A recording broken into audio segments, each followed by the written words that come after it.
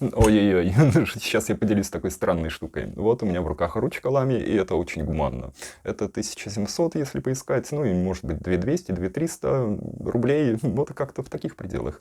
И я случайно зашел на сайт и смотрю ручки пол лимона. Сейчас я покажу, что это такое. Перьевые ручки. Пол-ляма, ну и меньше, а может и больше, я не знаю. Сейчас посмотрим. Я залетел в такой онлайн-магазинчик, и тут такие лимитированные серии на... И, в общем, кто это? Ну, это Висконти. Ну, окей, в моей реальности не было Висконти, но теперь моя реальность немножко меняется. Я думаю, есть вот такая радость. Ну, окей, дальше. Есть вот такая радость, это уже может быть интересней. Вот это стильное, вот это Азия, тоже стильная. Тут я прям не знаю. Ну, такой хай-теч. Что-то такое, что-то такое. И две любопытные контрастные, вот это ближе там к моей стилистике. Ну, во всяком случае, графика видна. А это какое-то безумие. Что это за кич? Ну, я думаю, с него и нужно начать. Что это? Каза Батло. Дом боя? Что это? Что это? И ручка для кого? Для архитектора. Но чтобы архитектор положил такое на чертежи, я не понимаю. Ах ты ж, блин, теперь понятно. Они вдохновлены этим дизайном э, Антонио Гауди. Да, конечно. Конечно, Гауди. Окей. И волнистые линии, материалы, они красиво играют со светом. Конечно. Окей, посмотрим. Ну вот я пришел сюда и увидел этот невероятный ценник. 440 тысяч 140 рублей. Купить в наличии. У них есть, да, какая радость. Полляма за ручку, почти полляма. Вот так она в собранном варианте выглядит. И вот эти вот все, тут что-то странное со всех сторон.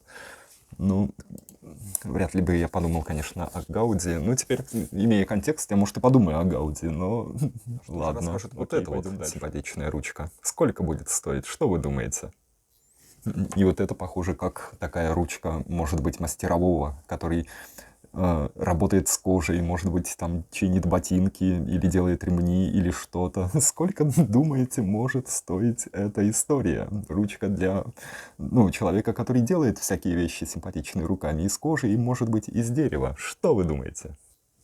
И вот авторы, они дают контекст. Это про Леонардо да Винчи. И тогда понятно, почему она называется Маккина. По-итальянски читается Маккина. Не машина, Маккина. Ну и значит машина, конечно.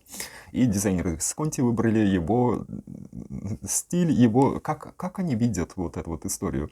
Что бы положил Леонардо себе на рабочий стол? Ну и, конечно, это лимитированная версия. Там что-то 288 штук одного, 288 штук другого. Там твердое золото, 18 карат, 38 экземпляров, бла-бла-бла. Колпачок из смолы, и он иллюстрирует технические чертежи некоторых революционных машин Леонардо, собранные в знаменитом Атлантическом кодексе. Ну, короче, вот эти смотреть мы не будем, потому что, ну, мне не интересна эта история. Перьевые ручки, сейчас я покажу. Ну вот вы знаете, Леонардо почему-то стоит гораздо гуманнее, нежели стоит Гауди. Почему так? Всего 293 тысячи рублей. Ну, почти 300 тысяч. Ну, окей, там было почти 500. Ну, да, плюс-минус, там такие расхождения. И любопытно, что цена, она зависит от толщины пера. То есть ЕФ, ФМБС. И от 299 300, 293 430. Какая большая существенная разница. Господи, я не хочу это читать просто. Зачем? Зачем мне это? Ну вот они сделали лупу, чтобы можно было разглядеть. Но лупа, конечно, тоже молодец. Да, вот так, я думаю, будет видно получше. Ну и тут прям, ну, серьезненько все проработано. Дерево, ну, конечно, натуральное дерево. И вот эта вот вся история с машинами Леонардо. Ты сидишь, придумаешь свой проект, свою идею. И поглядываешь, что же там Леонардо придумал. И думаешь, как мне бы дойти до этой истории. Ну, вот эта вот часть стильная, конечно. Ну и перо, ну, обычное симпатичное перо. И такой держатель. Тын-тын, ты кладешь туда пальцы, и все окей. Любопытно. И вот она в собранном состоянии, ну, тоже прилично выглядит. Вот на самом деле вот этот вариант мне нравится. Все, кроме его цены, безусловно. Ну, вот это я не знаю. Ну, в общем, стильно. Вот так можно посмотреть. И вот так в закрытом виде. И сама коробочка. Ну, коробочка, конечно, стиль. Если это подставка, если я правильно понимаю, и вот это вот кейс для этой ручки, то это прям серьезно. Точно. Смотрите. Вот эта подставка Маккина, Леонардо да Винчи. А, понятно. То есть они сделали это как будто бы эссенцию, ну, идеи того, что он делает всякие, ну, устройства, и они поставили это на пьедестал и закрыли. И ты типа берешь, ставишь это на свой стол, этот пьедестал открываешь, и там вот такая вот история. В идее механизмов, ну, конечно, шестеренка, они положили туда вот эту вот ручку за 300 тысяч рублей. Огонь. И с другой стороны. Это очень трогательно, очень мило. То есть, знаете, я так сижу и думаю, что вот это может быть очень даже хорошо. Почему? Почему я не хочу себе ручку Леонардо? Почему? Сейчас я придумаю, сейчас я пойму. Вот почему. Потому что сам Леонардо, я думаю, рисовал пером. Или вот этим, как бы, стержнем металлическим. Или тем, что у него есть под рукой. Чем он делал свои эскизы? Нужно, кстати, загуглить. Если знаете, то напишите в комментариях. А те, кто берет его имя и делает от этого ценник своему продукту, это уже совершенно другая история. Я с удовольствием работал бы этой ручкой, но я буду работать вот этой. Да. Так, ну, Гауди и Леонардо мы посмотрели, и можно посмотреть чуть выше, и, может быть, что же тогда хай-тек такое? Ну, в общем, я, конечно, немножко ошибся, увидев превью, и тут я вижу вот эту вот итальянскую эстетику, это движение такая, ну, как тут написано, я сейчас прочитаю. Ну, это действительно такие там 30-е, 50-е годы, вот их эстетика, их, ну, обтекаемые формы, их вот эта вот винтажность и классные линии. На самом деле, вот это мне тоже нравится. Прям тоже нравится. И что же это такое? Это торпеда. И под влиянием обтекаемого стиля модерн 30-х годов группа молодых выпускников архитектурного факультета университета Флоренции создала тренд в дизайне под названием болидизм. В середине 80-х годов влияние этих художественных культурных движений. Ну, короче, они придумали серию торпеда. И она еще намекает на классический культовый американский седан 30-х годов. И вот такие вот есть истории. Опять же, традиционно я не буду рассматривать обычные пишущие ручки типа роллер. Мне интересна перьевая история. Сейчас я посмотрю, какие мне бы симпатичнее было бы просмотреть из них. Ну, наверное, вот этот. Да, мне нравится. Хотя нет, моя тема вот эта черно-белая. И что мы видим тут? Это скромные, да, 156 тысяч рублей. 156 с половиной тысяч рублей. И опять же градация по толщине пера 162, 156, 156, 162. Ну, видимо, да. Сейчас я, кстати, посмотрю подробненько. Смотрите, это открытый вид. Ну, такая пухленькая, стильненькая. Я уверен, это наверняка хорошо лежит в руке. Просто имея некоторый опыт использования итальянских пишущих инструментов, я уверен, что там все хорошо с эргономикой. И такая вот торпедка маленькая в закрытом состоянии. Пухленькая, стильная. Ну, вот если лами рядом положить, то видна разница в эстетике. Да. Я про нее прочитаю даже тактико-технические характеристики. Ручка перьевая, коллекция торпеда, 388 экземпляров только, больше нету. Углеродистое волокно, ювелирная латунь, смола, отделка, палладий, черный серебристый, колпачок, золото 18К и ширина пера, ну вот эти вот стандартные. Заправка через роллер, корпус крупный, вес 75 грамм и длина 15 сантиметров, открытый, закрытый вид. Ну, в общем, вот. Такая пухленькая симпатяшка. Но, конечно, ТДДН 156 тысяч. Ну, ради прикола можно глянуть на вот эту вот историю, которая называется Midnight in Florence. Ночь Флоренции. Нет, луна. Лунное сияние, да? Правильно я перевожу? Midnight, лунный свет Флоренции. Ну, я гулял по ночной Флоренции. Это симпатично было, конечно, да. И если мы посмотрим на нее, то Авторы говорят нам про путешествие по ночной жизни великолепного древнего итальянского города. И в полночь, когда Флоренция погружается во мрак ночи, она раскрывает некоторые свои тайные сокровища. Ну, да, ну да. Цвета и контуры постепенно исчезают в полутонах темно-серого, фиолетового и синего, высвобождая воображение наблюдателей и показывая мир за пределами реальности. Вот это точно. Это было. И в этот раз для сравнения я покажу и вот эту вот ручку, которая перьевая, и вот эту ручку, которая роллер. Начну с роллера. И ожидает ли нас гуманизм в отношении цены, когда мы идем в сторону роллера? Не очень. 77 тысяч рублей. Yeah. И мы имеем вот этот вот открытый вид. Она такая пухлячка. Да. И вот закрытый вид. Ну, тоже симпатично. Симпатично, безусловно, симпатично. Это же итальянцы. Они умеют делать красоту. И очень стильная коробка. Конечно, вот здесь коробка превосходная. Я бы такую коробку положил бы на стол. Да, с удовольствием. И не убирал бы, наверное. Ну и ручка симпатичная. Да. А что же тогда перьевая?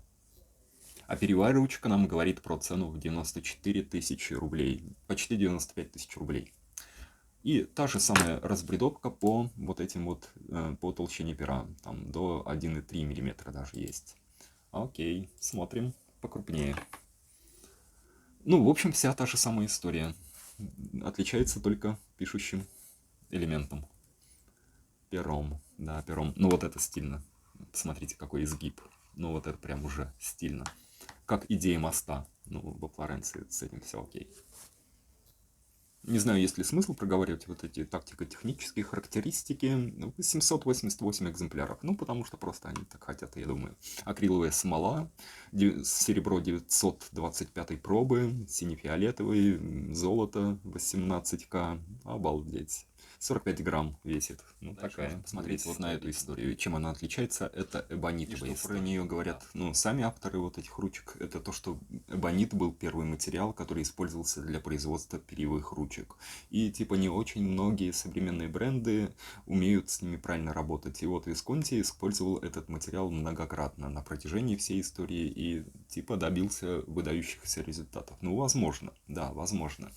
Я вот чем больше смотрю, чем больше углубляюсь в детали, тем более интересной эта история становится. Не знаю, нас вот ценник еще все равно не оправдывается, но история уже становится увлекательной и интересной. И скептик во мне куда-то уходит немножко в сторону. Будем смотреть вот этот Voyager 30 Red. Не скажу, что сильно гуманным ценником он встречает нас, но как бы ценник это вот в этой категории ограниченных, ну, коллекций, это, видимо, не тот момент, который прям важный, видимо. Не знаю, не знаю. Я тут не гуляю. В общем-то, 146 тысяч рублей. Да, вот такая вот история. И вот так она выглядит в своей простой и изящной форме. Навинчивается этот колпачок. Тут ты держишь пальцами и ребра чувствуешь. Вот здесь явно есть ребра. Это любопытно. До этого мы видели круглые, а вот это ребристое. Интересно. Ну и вот здесь ребра читаются. Может быть, она даже не укатывается никуда. Не укатываться это важно. Если она может лежать хорошо и на ребре, то это прям симпатично. И это, видимо, для чернил. Или дополнительно можно носить с собой как чернильницу. И, скорее всего, наверное, заправлять можно. Но это было бы логично. Но коробка тут, конечно, попроще. Но, в общем-то, и стиль. Сам стиль другой. Интересно на эти модели. И, наверное, я еще посмотрю. Думаю, вот эту и вот эту. Это уже, ну, как бы не моего вкуса. История не очень мне то нравится. И в чем же сама идея вот этого, ну, маленького проекта, который называется Азия. Вот так он выглядит. И это идея того, что вот форма, она навеяна бамбуком. И Висконти, он вдохновлен азиатской историей и при создании этой превосходной ручки с невероятным инновационным дизайном. Да, окей, окей. Они вдохновлялись бамбуком. Есть красная, есть блю, ну, синяя, и есть грин, зеленая. Я буду смотреть зеленую. Где правда? Бамбук зеленый. Уф, и это скромное. Теперь после этих ценников, да, 83 тысячи рублей всего. Перьевая ручка Азия Грин. Вот она такая симпатичная. Сейчас я включу ее побольше, чтобы можно было рассмотреть. Вот оно в деталях и моментах. И на самом деле, да, немножко похоже на бамбук с такими какими-то черными вставками. Ну, любопытно. Ну, и смотрится стильно.